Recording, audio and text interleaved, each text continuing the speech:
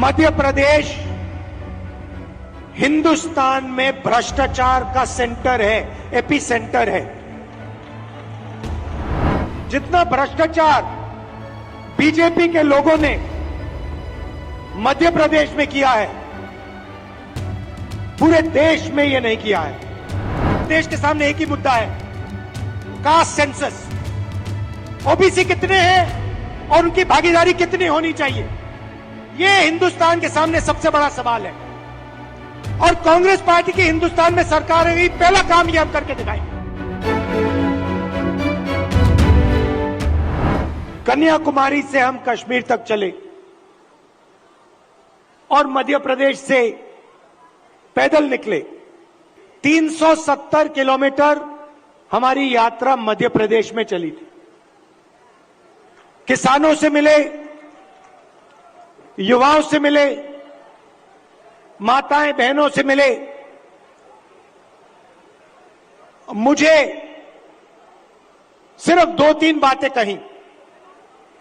सबसे पहले, मध्य प्रदेश हिंदुस्तान में भ्रष्टाचार का सेंटर है, एपी सेंटर है।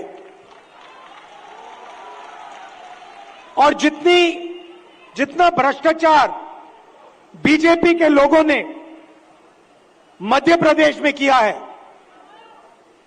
पूरे देश में ये नहीं किया है। बच्चों के फंड्स, मिड डे मील के फंड्स, स्कूल यूनिफॉर्म के फंड्स चोरी किए। महाकाल कॉरिडोर में बीजेपी ने पैसा चोरी किया। व्यापम स्कैम को आप सब जानते हो। 1 करोड़ युवाओं को इन्होंने नुकसान पहुंचाया।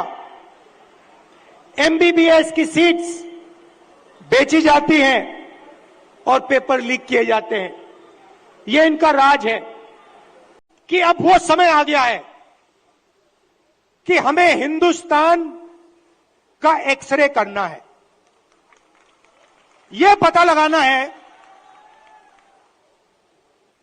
कि अगर 90 अफसर हिंदुस्तान को चला रहे हैं और उसमें से 5% भागीदारी ओबीसी को मिल रही है, तो क्या ओबीसी की आबादी 5% है? क्या हो ही नहीं सकता। तो अगर उनकी आबादी 5% नहीं है, अगर उनकी आबादी 50% है, तो उनका 5% बजट पे कंट्रोल क्यों है? उनका 50% बजट पे कंट्रोल क्यों नहीं है?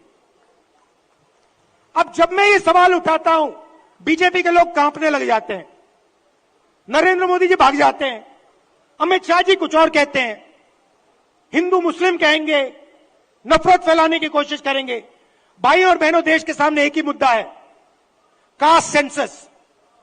ओबीसी कितने हैं और उनकी भागीदारी कितनी होनी चाहिए, यह हिंदुस्तान के सामने सबसे बड़ा सवाल है।